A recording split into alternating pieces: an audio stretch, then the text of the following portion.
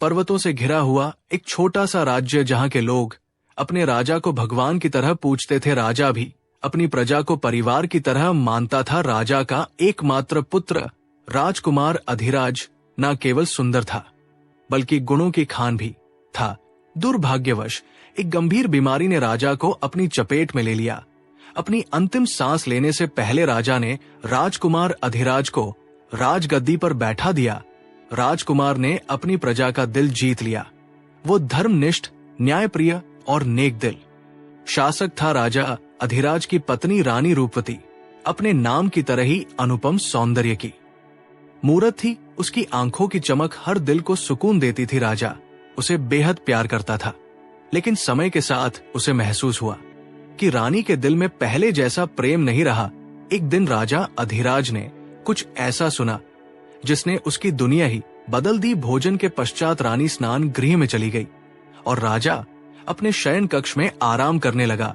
2 सेविकाओं जो रानी के साथ रहती थी, राजा को पंखा लने आई राजा सोने का नाटक कर उनकी बातें सुनने लगा।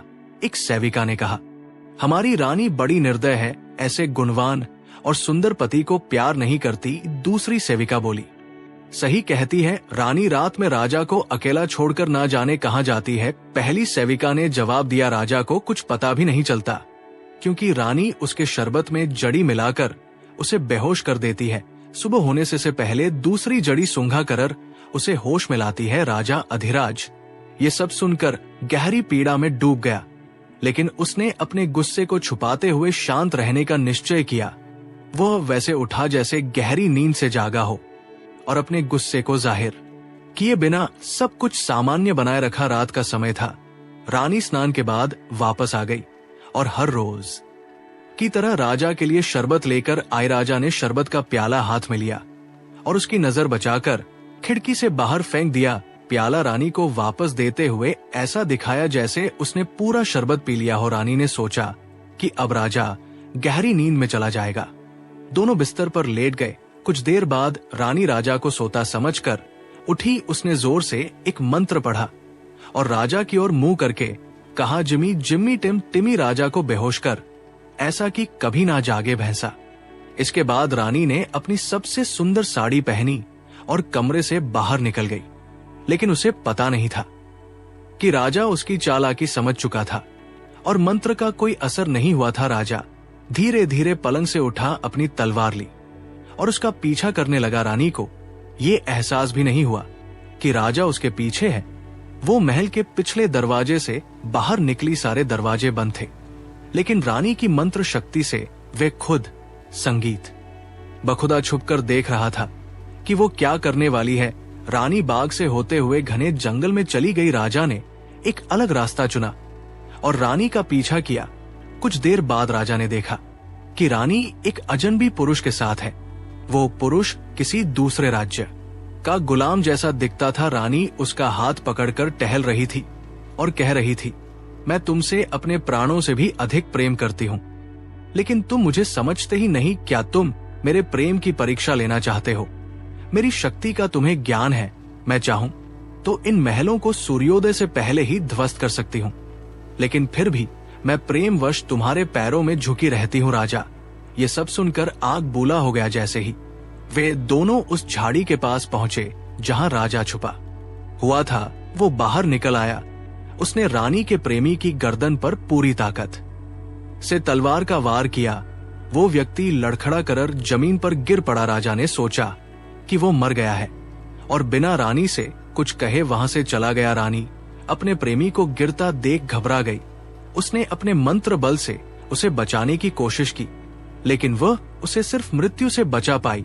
उस व्यक्ति की हालत ऐसी हो गई कि ना उसे जीवित कहा जा सकता था, ना मृत। राजा अधिराज धीरे धीरे महल की ओर लौट रहा था। रास्ते में उसने सुना कि रानी अपने घायल प्रेमी के लिए विलाप कर रही थी। वो उसे उसी हालत में छोड़कर अपने शयन कक्ष में आकर सो गया। सुबह जब राजा उठा तो उसने देखा कि रानी अपनी जगह पर सोने का नाटक कर रही थी। राजा ने कुछ नहीं कहा और अपने दैनिक कार्यों में लग गया। दिन भर दरबार में काम निपटाने के बाद जब वो महल लौटा तो उसने रानी को शोक के काले वस्त्र पहने, बाल बिखरे हुए और रोते हुए पाया। राजा ने उससे पूछा, ये तुमने क्या हाल बना रखा है और क्यों विलाप कर रही हो?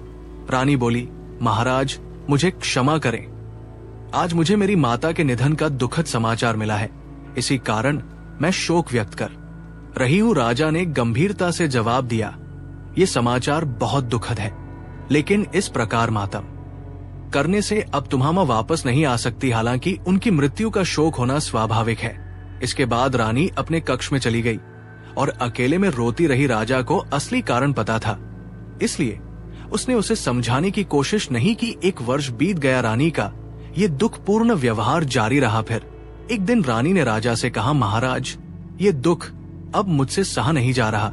मैं एक अलग महल बनवाकर उसमें अकेले रहना चाहती हूँ। राजा ने बिना किसी सवाल के उसकी अनुमति दे दी। रानी ने एक विशाल महल बनवाया जो शाही महलों की तरह दिखता था और उसका नाम शोक महल रखा। जब महल बनकर तैयार हुआ तो रानी ने अपने घायल प्रेमी को वहां ले जाकर रख लिया। वो खुद भी वही रहने लगी। प्रेमी की स्थिति ऐसी थी कि ना वो चल सकता था ना बोल सकता था, केवल उसकी ओर निहारता रहता था। रानी दिन में एक बार उसे औषधि देती और तंत्र मंत्र के जरिए उसके प्राण बचाने की कोशिश करती, लेकिन उसकी चोटें इतनी गंभीर थी कि वो केवल जीवन मृत्यु के बीच लटका हुआ था। रानी अपने प्रेमी के पास घंटों बैठकर बातें करती, अपने मन को तसल्ली देती। वो दिन में 2 बार उसके पास जाती और उसके लिए हर संभव प्रयास करती। राजा को ये सब पता था, वो जानता था कि रानी क्या कर रही है, लेकिन उसने कभी भी अपनी भावनाओं को प्रकट नहीं किया। वो अपने काम और जीवन को ऐसे साधारण ढंग से निभाता रहा मानो कुछ हुआ ही ना हो। किंतु एक दिन राजा अपनी उत्सुकता नहीं रोक सका और जानना चाहता था कि वो अपने प्रेमी के साथ क्या करती है। राजा उस शोक महल में ऐसी जगह छुपकर बैठ गया जहां से रानी और उसके प्रेमी दिखाई दे, लेकिन उनमें से कोई भी उसे नहीं देख सके। रानी अपने प्रेमी के पास आई और कहने लगी, इससे बड़ा दुर्भाग्य क्या हो सकता है कि मैं तुम्हें ऐसी अवस्था में देखती हूं। तुम सच मानो, तुम्हारी दशा देखकर मुझे इतना कष्ट होता है जितना स्वयं तुमसे भी नहीं होता होगा। मेरे जीवन धार मैं तुम्हारे सामने घंटों बैठी बातें करती हूँ और तुम एक बात का भी उत्तर नहीं देते हो। अगर तुम मुझसे एक बात भी करो तो मुझे बड़ा धैर्य मिलेगा, बल्कि मुझे बड़ी प्रसन्नता होगी।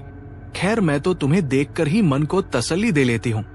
रानी इसी प्रकार अपने प्रेमी के पास बैठकर खुद से बात कर रही थी। राजा को अपनी रानी की ये दशा देखी नहीं गई और उसके प्रति प्रेम हृदय में फिर उमड़ आया। राजा चुपचाप अपने महल में आ गया और कुछ देर में रानी भी किसी काम से महल में आई तो राजा ने कहा, अब तुमने अपने सगे संबंधियों के प्रति बहुत शोक व्यक्त कर लिया। अब साधारण रूप से रानी जैसा जीवन बिताओ। वो रो रो कर कहने लगी, महाराज, मुझसे अब ये नहीं होगा। राजा उसको जितना समझाता था उतना ही उसका रोना धोना बढ़ता जाता था। फिर वो उसके हाल पर छोड़ दिया।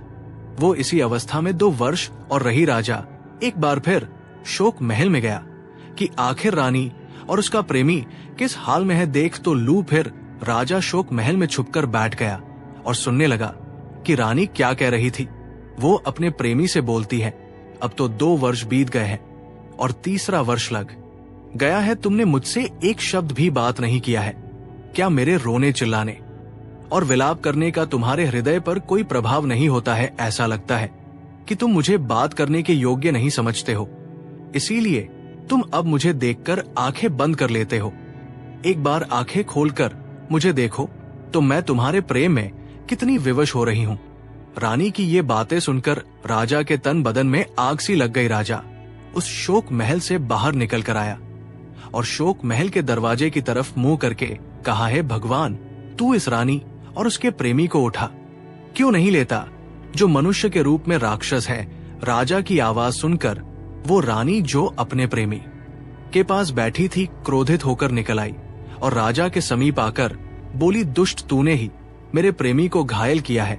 तुम्हारे ही कारण मेरे प्रेमी की ऐसी दयनीय दशा हो गई है। राजा बोला, हाँ, मैंने ही उस गद्दार को मारा है, वो इसी लायक है और तू भी इस धरती पर रहने लायक नहीं है। तूने मेरी सारी इज्जत मिट्टी में मिला दी है। ये कहकर राजा ने तलवार खींच ली और चाहा कि रानी की हत्या कर दे, किंतु उसने कुछ ऐसा जादू किया कि राजा का हाथ उठ ही नहीं सका। राजा को बिल्कुल समझ नहीं आ रहा था कि उसके साथ क्या हो रहा है। फिर उसने मंत्र पढ़ ना आरंभ किया, जिमी जिम्मी टिम टिमी राजा का आधा शरीर पत्थर का बन जाए। उसके ये कहते ही राजा का कमर से नीचे आधा शरीर पत्थर का बन गया, अर्थात राजा जीवित लोगों में रहा और ना ही मृतकों में। फिर उसने उसे उठाकर शोक महल में एक जगह लाकर रख दिया। रानी उल्टापुर को नदी में परिवर्तित कर दिया था और वहां के सभी लोगों को अपने जादू से मछली बना दिया था। उस रानी ने 4 पहाड़ियां बनाकर नदी के चारों ओर स्थापित कर दी और राजा के देश को बर्बाद करके और उसको आधा पत्थर का बनाकर भी उसका क्रोध शांत नहीं हुआ। वो राजा के पास रोज आती है और उसके पीठ पर 100 कोड़े इतने जोर से मारती है कि हर चोट पर मानो उसके प्राण निकल जाते। फिर वो बकरी के बालों की बनी एक काली कमली उसके कंधों की ओर पीठ पर डालती है। ये वस्त्र वह राजा के सम्मान के लिए नहीं बल्कि पीड़ा पहुंचाने के लिए करती है। और वह मजाक उड़ाकर कहती थी, दुष्ट तू तो इतने बड़े राज्य का राजा है, फिर अपने आप को इस अपमान और दुर्दशा से क्यों नहीं बचाता। राजा ने दोनों हाथों को आकाश की ओर उठा और बोला है, भगवान है समस्त विश्व के सृजनहार, यदि तेरी प्रसन्नता इसी में है कि मुझ पर इसी प्रकार अन्याय और अत्याचार हुआ करे तो मैं इसे भी खुशी से स्वीकार कर लूंगा। मुझे आपकी दयालुता और न्याय प्रियता से पूर्ण आशा है कि आप एक ना एक दिन मुझे इस दारुण दुख से अवश्य मुक्ति दिलाएंगे। जब एक दिन एक दूर देश के राजा को ये सारी कहानी पता चली तो उसे बड़ा दुख हुआ और वो विचार करने लगा कि इस निर्दोष राजा का दुख कैसे दूर किया जाए और उसकी दुष्ट रानी को कैसे दंड दिया जाए। फिर एक दिन रात के समय वो शोक महल में घुस गया और उस राजा के पास पहुंचा परदेसी। राजा ने उससे पूछा, तुम्हारी निर्लज रानी कहाँ रहती है और उसका प्रेमी जिसके पास वो रोज जाती है किस स्थान पर पड़ा हुआ है। राजा अधिराज ने उससे कहा, वो शोक महल के 5वें कमरे में है। उस कमरे का एक रास्ता इस कमरे के नीचे से होकर भी है जहां इस समय हम लोग हैं। और वो रानी कहाँ रहती है ये बात मुझे नहीं है, किंतु प्रतिदिन प्रातः काल वो मेरे पास मुझे दंड देने के लिए आती है और मुझे कोड़े मारने के बाद फिर अपने प्रेमी के पास जाकर उसे कोई जड़ी पिलाती है जिससे वो अभी तक जीवित है। उस राजा ने कहा, तुम अधिक चिंता ना करो दोस्त, मैं तुम्हारे दुख के निवारण का भरसक प्रयास करूंगा। इसके बाद वह राजा उसी कक्ष में सो रहा था क्योंकि रात का समय हो गया था। बेचारा अधिराज उसी प्रकार बैठा रहा और जागता रहा। रानी के जादू ने उसे लेटने और सोने के योग्य ही नहीं रखा था। दूसरे दिन वो राजा गुप्त मार्ग से उस कमरे में प्रवेश हो गया।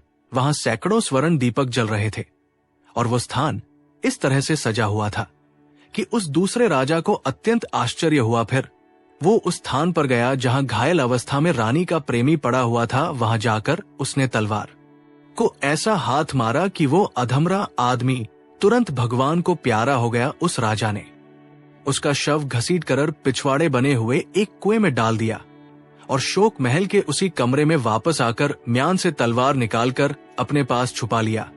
उसके प्रेमी की जगह पर चादर डालकर वो खुद लेट गया ताकि रानी के आने पर उसे मार सके। थोड़ी देर में रानी उसी भवन में पहुंची और राजा अधिराज पड़ा हुआ था।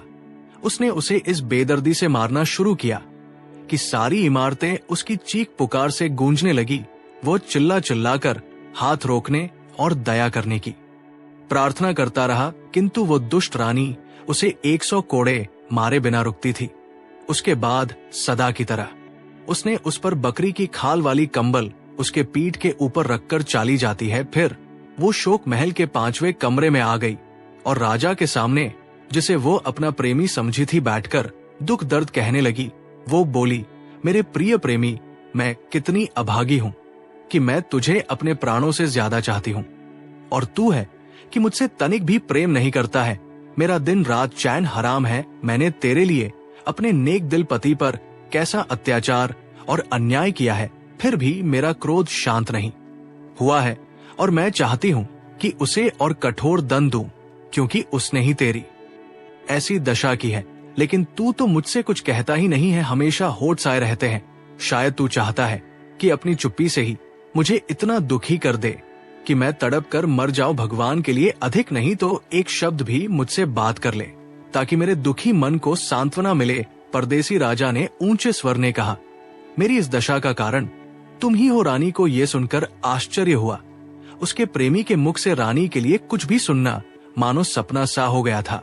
वो बोली, प्यारे, ये सचमुच तू बोला था कि मुझे कुछ धोखा हुआ है। राजा ने उसके प्रेमी के स्वर में घृणा पूर्वक कहा, तुम इस योग्य नहीं हो कि तुमसे बात करूं या तुम्हारे किसी प्रश्न का उत्तर दूं। रानी बोली, प्राण प्रिय, मुझसे ऐसा क्या अपराध हुआ है जो तुम ऐसा कह रहे हो? राजा ने कहा, तुम बहुत जिद्दी हो, किसी की बात नहीं सुनती हो, इसलिए मैंने कुछ नहीं कहा।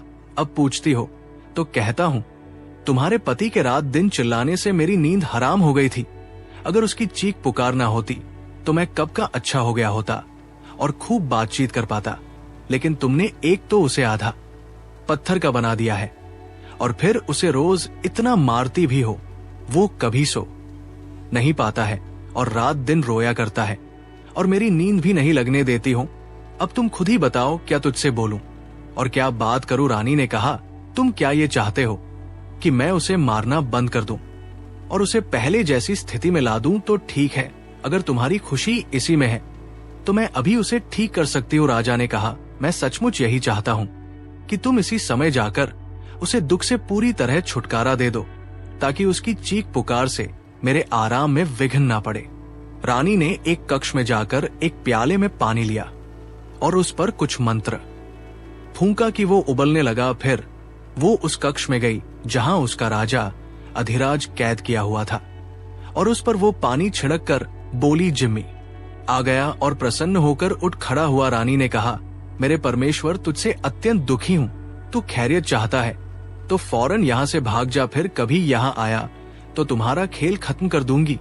वो बेचारा चुपचाप निकल गया और एक और इमारत में छुपकर देखने लगा कि क्या होता है। रानी वहां से फिर अपने प्रेमी के पास आई और बोली, जो तुम चाहते थे वो मैंने कर दिया, अब तुम उठकर बैठो जिससे मुझे चैन मिले। राजा ने ऊंचे स्वर में बोला, तुमने जो कुछ किया है उससे मुझे राहत तो मिली है, लेकिन पूरा आराम नहीं मिला है।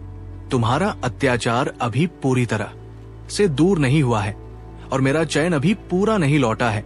तुमने सार नगर को नदी में परिवर्तित कर दिया है और उसके निवासियों को मछली बना दिया है।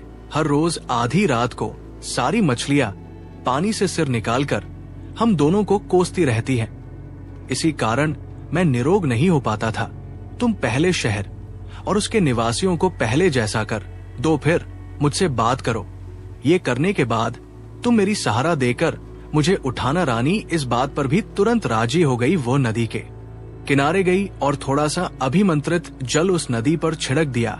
इससे वे सारी मछली नर नारी बन गई और नदी की जगह सड़कों, मकानों और दुकानों से भरा नगर बन गया। दूसरे देश के राजा के साथ आए दरबारी और अंगरक्षक, जो उस समय तक अपने नगर नहीं गए थे, इस प्रकार अपने को अपने देश से बहुत दूर एक बिल्कुल नए शहर में देखकर हैरान रह गए। सब कुछ पहले जैसा बनाकर वो जादूगरनी रानी फिर शोक महल में गई और हंसी खुशी से चहक हुए कहने लगी, प्यारे, तुम्हारी इच्छा अनुसार मैंने सब कुछ पहले ऐसा कर दिया है ताकि तुम पूर्णतः स्वस्थ और निरोग हो जाओ। अब तुम उठो और मुझे अपने सीने से लगा लो। राजा ने दबे स्वर में कहा, मेरे पास आओ। वह पास गई। राजा बोला और पास आओ। वो उसके बिल्कुल पास आ गई। राजा ने उछलकर जादूगरनी की बाहें जकड़ ली और उसे एक क्षण भी बोलने के लिए नहीं दिया। फिर उसने उस पर इतने जोर से तलवार चलाई कि उसका खेल खत्म हो गया। राजा ने उसे भी उसी कुएं में डाल दिया जिसमें उसके प्रेमी पहले फेंका था। फिर वो शोक महल से बाहर निकलकर राजा अधिराज को खोजने लगा। वो भी पास के एक भवन में छुपा हुआ था, उसकी ही प्रतीक्षा कर रहा था। आगंतुक राजा ने उससे कहा, अब किसी का भी डर नहीं है मित्र, मैंने रानी को ठिकाने लगा दिया है। राजा अधिराज ने सविनय उसका आभार प्रकट किया और पूछा, अब आपका इरादा क्या है? अपने नगर को जाना है। उसने जवाब दिया, नगर ही जाऊंगा, लेकिन तुम अभी हमारे साथ चलो, हमारे महल में कुछ आराम करो, फिर अपने उल्टापुर चले आना। राजा अधिराज ने कहा, क्या आप अपने नगर को यहाँ से निकट समझे हुए हैं? उसने कहा, इसमें क्या संदेह है, मैं तो 4-5 घड़ी के अंदर ही तुम्हारे शोक महल में आ गया था। राजा अधिराज ने कहा, आपका देश यहाँ से पूरे 1 वर्ष की राह पर है। उस जादूगरनी रानी ने अपने मंत्र बल से मेरे राज्य को आपके देश के पास पहुंचा दिया था। अब मेरा राज्य फिर अपनी जगह पर वापस आ गया है। उस राजा को कुछ चिंता हुई। राजा राज ने कहा, ये दूरी और निकटता कुछ बात नहीं है, मैं आपके उपकार से जीवन भर रार नहीं हो सकता। विदेशी राजा अब भी चकराया हुआ था कि अपने देश से इतनी दूर कैसे पहुंच गया। राजा अधिराज ने कहा, आप तो उस रानी की जादू की शक्ति स्वयं ही देख चुके हैं। उस राजा ने कहा, खैर, अगर दोनों देशों में इतनी दूरी है तो तुम मेरे देश ना जाना चाहो तो कोई बात नहीं, लेकिन मेरे कोई पुत्र नहीं है, इसलिए मैं चाहता हूं कि मैं तुम्हें अपने देश का भी राजा बना दूं। तुम इतने अच्छे हो कि मेरे मरणोपरांत मेरे राज्य को भी तुम संभालोगे। राजा अधिराज ने ये स्वीकार कर लिया और 3 सप्ताह की तैयारी के बाद सेना और कोष का प्रबंध करके उस विदेशी राजा को उसकी राज्य नीति के लिए उसे विदा किया। जब उस राजा की राजधानी कुछ दिन की राह पर रह गई तो राजधानी में संदेशा भेज दिया गया कि राजा पूरे 1 वर्ष की यात्रा करके वापस आ रहे। जब वो अपने नगर के निकट पहुंचा तो उसके सारे सरदार साथ ही राजा की वापसी पर भगवान को धन्यवाद देने के बाद बताया कि राज्य में सब कुशल मंगल है। राजा अधिराज भी अपनी प्रजा के साथ खुशी से रहने लगे। दोस्तों, कभी कभी जीवन में हमें कठिनाइयों का सामना करना पड़ता है जब हमारे अपने ही हमें धोखा देते हैं, लेकिन यही वह पल होते हैं जो हमें सच्चाई और धर्म के रास्ते पर चलने की ताकत देते हैं। राजा अधिराज की तरह हमें कभी भी भगवान पर अपने विश्वास और आत्मबल को कमजोर नहीं पड़ने देना चाहिए। यदि हम अपने कर्मों और आत्मा को शुद्ध रखते हैं तो किसी भी मुश्किल से पार पा सकते हैं। याद रखिए, सच्चाई हमेशा सामने आती है और जो लोग अपने पापों से मुक्ति पाने की राह पर चलते हैं वही असल में आत्मिक शांति पा सकते हैं। कभी भी अपने मन को मार्ग से भटकने मत दीजिए, क्योंकि धर्म और सत्य का पालन ही जीवन का असली उद्देश्य है। तो अगले कदम से पहले खुद से सवाल पूछिए, क्या मैं अपने कर्मों से संतुष्ट हूं? ये कहानी हमें यही सिखाती है कि सच्चे आस्थावान वही होते हैं जो अपने आप से सीखते हैं और हमेशा सत्य की राह पर चलते हैं। दोस्तों, ये कहानी आपको अच्छी लगी हो तो कमेंट बॉक्स में राधे राधे जरूर लिखें और हमारे चैनल को सब्सक्राइब करना ना भूलें ताकि आप ऐसी और प्रेरणादायक कहानियां हमेशा पा सके।